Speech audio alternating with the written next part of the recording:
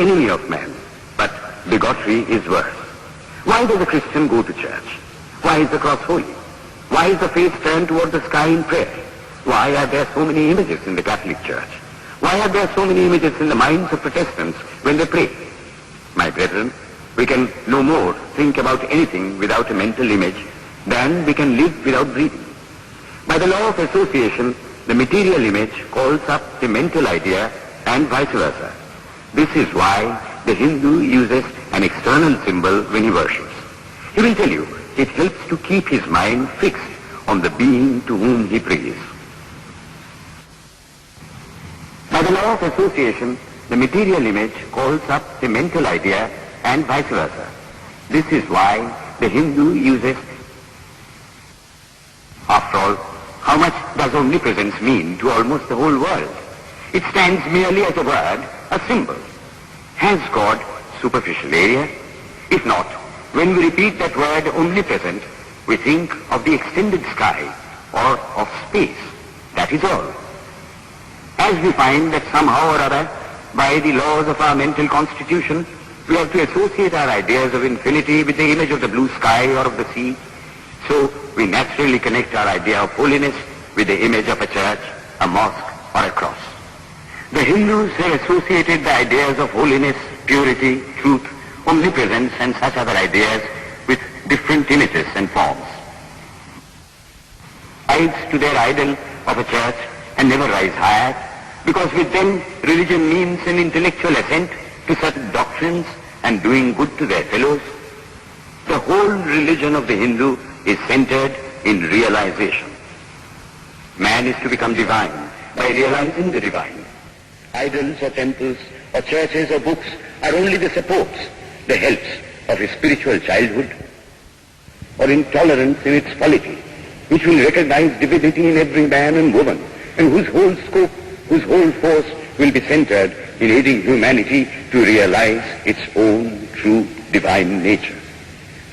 May he, who is the Brahma of the Hindus, the Ahura Mazda of the Zoroastrians, the Buddha of the Buddhists, the Jehovah of the Jews, the Father in heaven of the Christians, give strength to you to carry out your noble idea.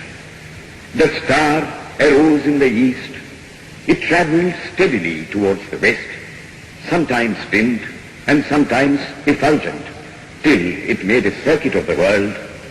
And now it is again rising on the very horizon of the east, the borders of the sun pole, 1,000-fold more effulgent than it ever was before.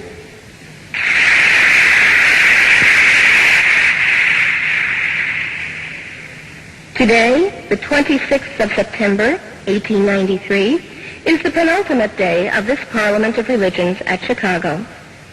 We have listened to engrossing discourses on the religions and theologies of the participating countries in these past 2 weeks.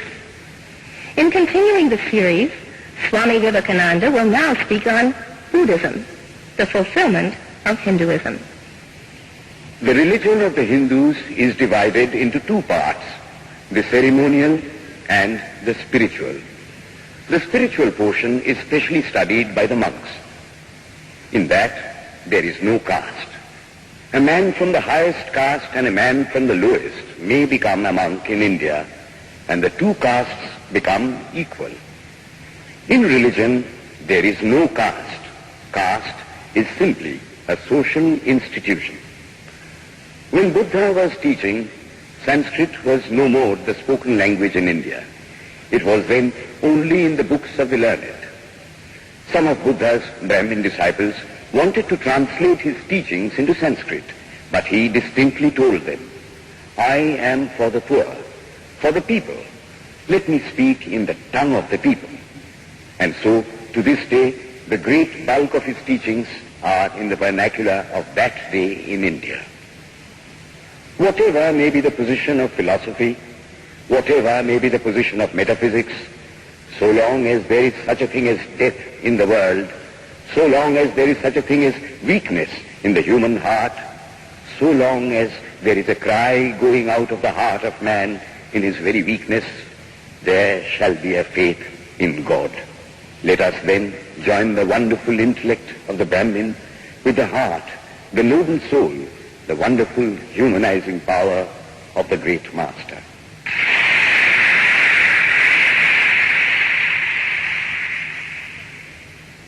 Ladies and gentlemen, in a short while from now, the World's Parliament of Religions at Chicago will come to a close.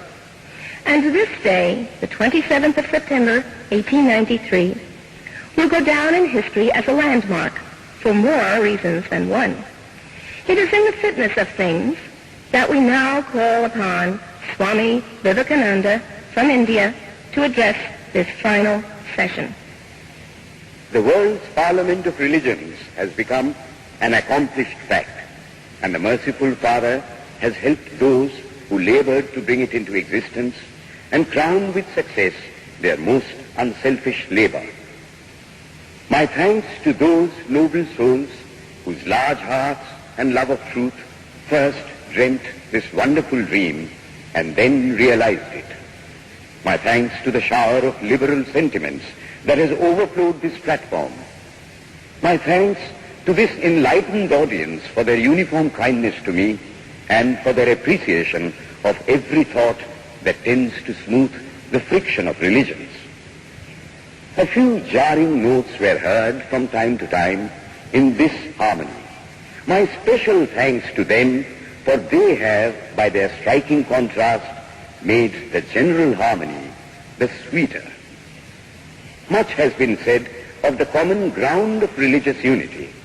I am not going just now to venture my own theory, but if anyone here hopes that this unity will come by the triumph of any one of the religions and the destruction of the others, to him I say, brother, yours is an impossible hope. Do I wish that the Christian would become Hindu? God forbid.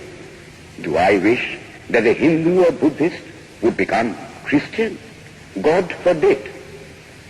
The seed is put in the ground, and earth and air and water are placed around it. Does the seed become the earth or the air or the water? No.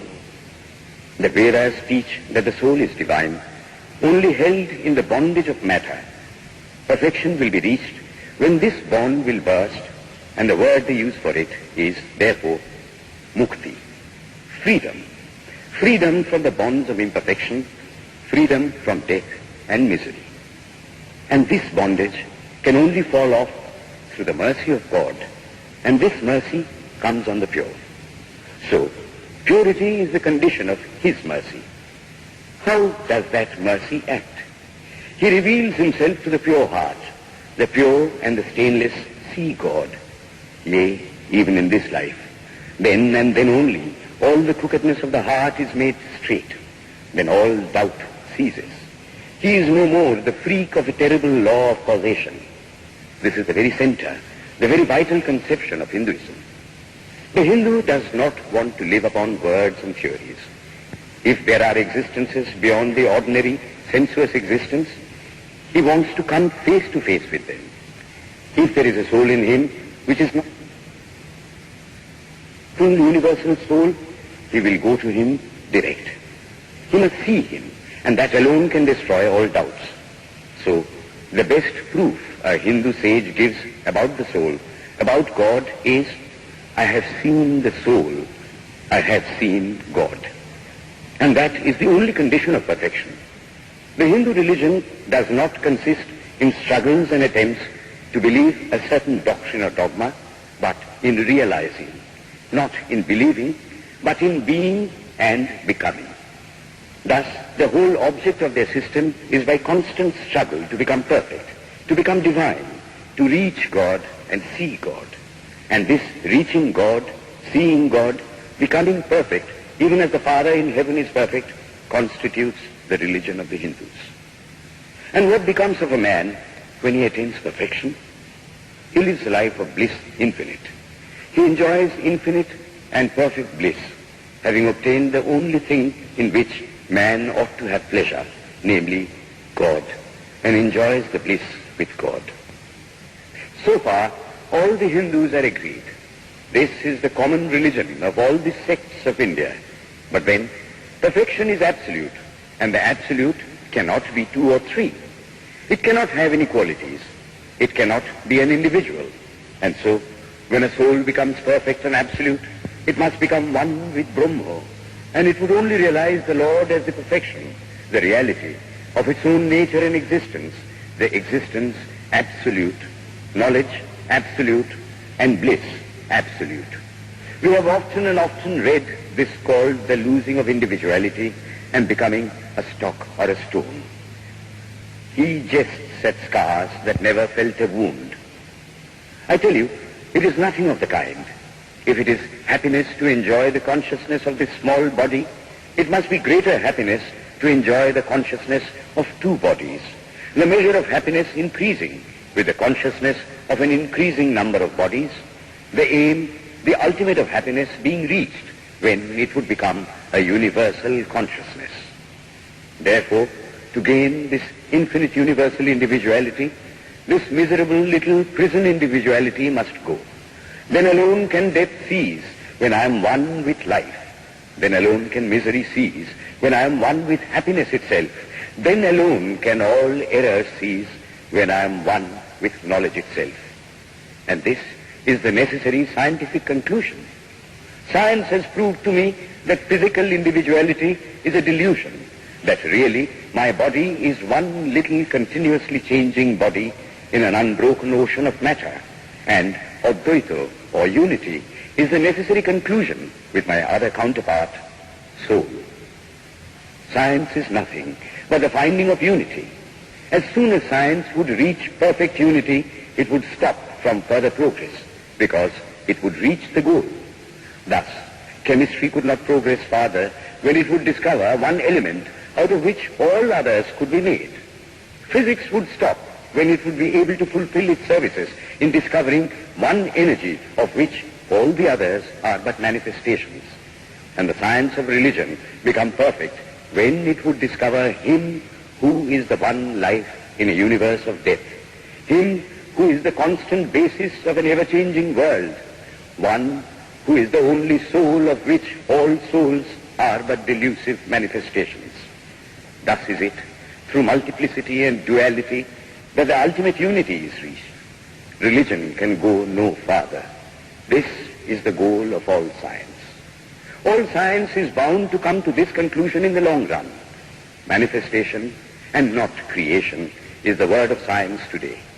And the Hindu is only glad that what he has been cherishing in his bosom for ages is going to be taught in more forcible language and with further light from the latest conclusions of science.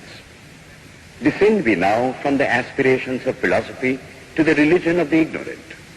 At the very outset, I may tell you that there is no polytheism in India. In every temple, if one stands by and listens, one will find the worshippers applying all the attributes of God, including omnipresence, to the images. It is not polytheism, nor would the name henotheism explain the situation.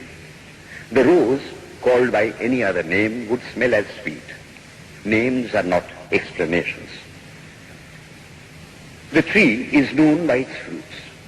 When I have seen amongst them that are called idolaters, men, the like of whom, in morality and spirituality and love, I have never seen anywhere, I stop and ask myself, can sin beget holiness? Superstition is a great enemy of man, but bigotry is worse. Why does a Christian go to church? Why is the cross holy? Why